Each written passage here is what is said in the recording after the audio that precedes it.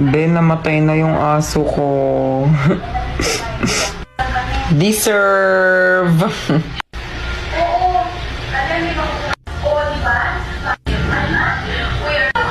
Sorry. A few moments later. Hoy! Putang ina mo! Yung mga barkada mo! Nang babato sa bahay namin! Ha? Huwag kayong magbabato sa bahay namin! Putang ina mo! A few moments later.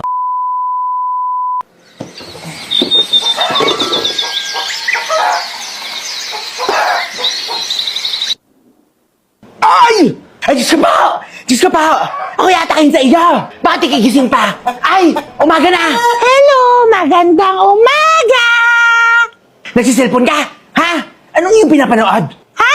Ha? Hindi ko siya gusto! Ay, bistik ang bata ka! Dade! Napapano ka itong batang ito? A few moments later. Bigla ko tong naisip.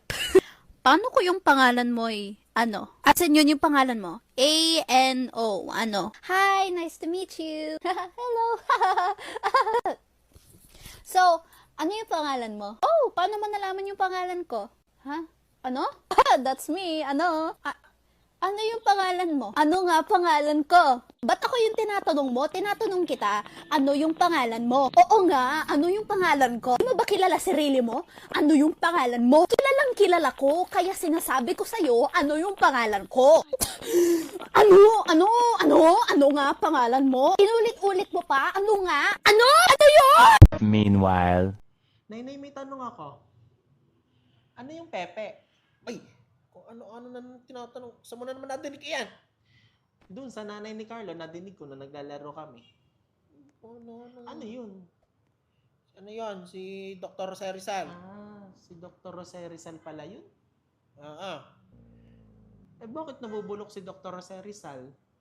Ano sinasabi mo dyan? Sabi, pag hindi daw nagugas, mabubulok ang Pepe. Abay, anong, hindi mo ka makikipaglaro na doon? A few moments later.